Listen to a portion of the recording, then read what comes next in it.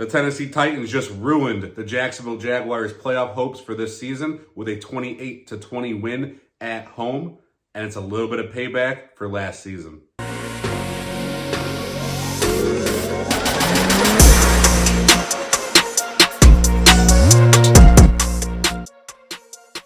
Hey guys, thanks for tuning in. Titan Uprising here. Please continue to like, share, subscribe. My subscriber count is soaring right now. I love it. I appreciate it. Keep them coming. Comment. I comment on everything. We're diving right into this, guys. So, guys, the Tennessee Titans are now 6-11, and they ruined the Jacksonville Jaguars' playoff hopes.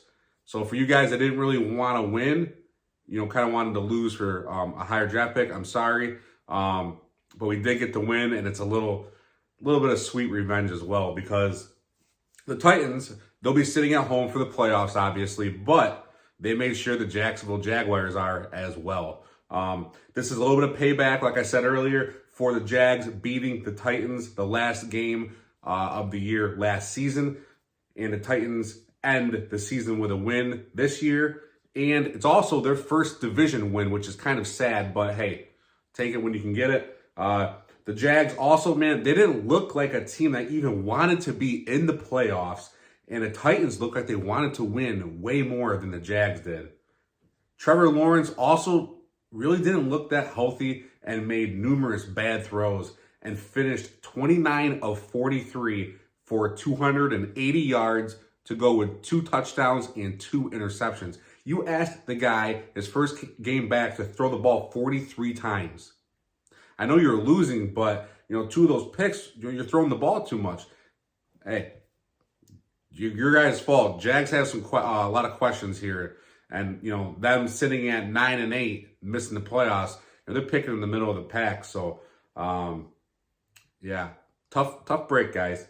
Trevor Lawrence also didn't convert on a 4th and goal sneak. That probably should have been called the play before. It was also kind of a far sneak, in my opinion, and he just extended his arm across. The Jags had some very questionable play calling all game and really just did not look like a good team. If they would have been in the playoffs, would have made the playoffs, they would have been an easy out for anybody. Tannehill finished 17 of 26 for 168 yards, to go with 2 touchdowns and 1 interception. The offensive line for the Titans, remarkably, somehow balled out, and they only gave up 2 sacks, which is just unheard of. We're used to seeing 6 or 7. We only gave up 2, and they consistently opened up lanes for Derrick Henry and Tyjae Spears all game long. Spears had 3 carries for 25 yards and a touchdown. He also added 3 catches for 41 yards and added another touchdown in the receiving game as well. Now, Derrick Henry absolutely killed it. He went 153 yards on 19 carries and had 1 touchdown. Should have had another one, but it was Spears' rushing touchdown that he got. They took Henry out, and I was kind of pissed about it because the fans at home were chanting, Henry, Henry, and they put Spears in and he gets it. Henry could have had that. So I'm a little disappointed in that one, how that played out. But hey, it is what it is. Henry should have had 2 touchdowns. We also threw to Hopkins in the back of the end zone, which could have also been a Henry carry for a touchdown. But speaking of Hopkins, he did hit his incentives here. He earned an additional $500,000 today. He hit another $250,000 for his catches and his yards, and that's awesome. I'm happy for Hopkins. He finished with 7 catches for 46 yards and 1 touchdown. Hopkins was 1 touchdown shy of having another bonus there because he was finished with 7 on the season. If he would have finished with 8, he would have had another $250,000. I would like to see him get that as well, but he didn't. But I'm happy for what he did get. But like I said earlier, guys, Derrick Henry killed it. He absolutely killed it. I'm happy for this guy. I really am. He said farewell after the game, and what a high to go out on if this is truly his last game. I hope we re-sign him because you see what he can do with competent blocking. With Henry and Spears next year, I think they would be the best tandem in the NFL. Now, let's just see if he also wants to be here and what happens in the offseason. A lot of questions for sure with this team. Now, the defense for the Titans played well, and they had a couple of turnovers, actually. Terrell Edmunds and Sean Murphy Bunting each had an interception. And here's a fun fact for you here, guys. Terrell Edmunds, who was part of the Kevin Byard trade, now has as many interceptions as Byard does since the trade. Thought you guys might get a kick out of that. Unfortunately, we had 0 sacks and only 2 QB hits. And I think a big part of that was because the Jags were just telling Lawrence, hey, you throw it, you do not get hit, get rid of the ball. You know, they probably thought, hey, the Titans are going to lay down for this game. We did not. They probably thought, you know, it's going to be an easy game. Go out there, save yourself for next week when we play. Hey, you can save yourself for all offseason now because you're not playing next week, are you? Now, guys, I was torn on whether I really wanted Tennessee to win this game or not. As I said earlier in the video, for you guys that really wanted Tennessee to lose, it sucks because, hey, we could have had a higher draft pick, right?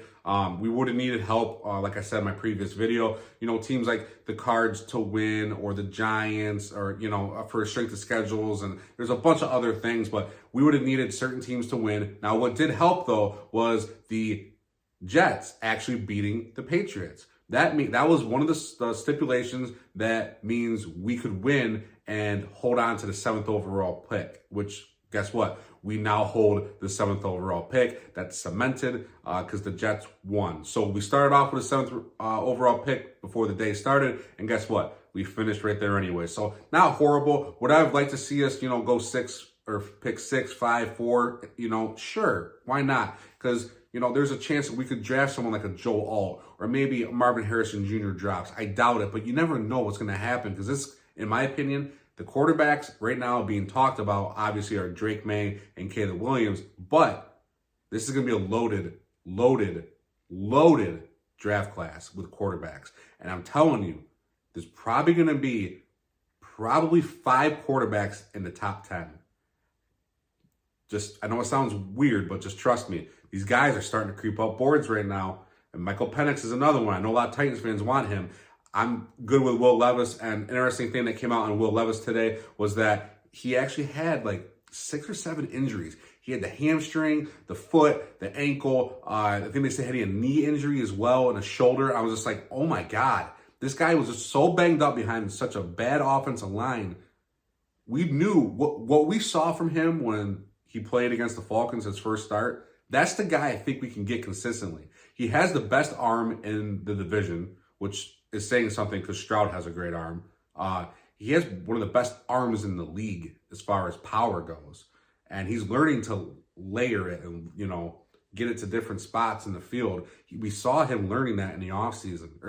During the season. Now he has an offseason to get even better. Give him the reins. Now I want to just go with him, okay? You don't know what you're going to get in the draft pick ever. You know what you have right now with Levis, or you think you know what you have. So let's roll with him. But guys, hey, we finished on a win. We are currently undefeated in 2024, which is kind of corny, I know, but hey, it's true. We're undefeated in 2024, which is awesome. So let's take it. Let's roll with it. The season's over. Unfortunately, we had to wait about 8 to 9 months to watch some Titans football. But there's a scouting combine coming up. There's the draft. There's off-season, there's training camp, there's plenty of stuff coming. They make sure that NFL goes all year round. I will go all year round. I hope you guys stick with me. I love doing mock drafts. I love getting into the off-season stuff because, like I said in my previous video, if you guys watched it, that when there's not a lot of content on the Titans, that's where me as a fan, I got annoyed with because small market team, right? So that's one of the reasons I started up a YouTube channel. I want to talk about them. I want to do some mock drafts in the offseason. I want to talk Titans stuff. I'm big on them, guys. That's what I wanted to do. And that's why I'm doing this. So I hope you guys enjoy the content. Stick with me all off season long. We'll be here. And as always, guys, tighten up.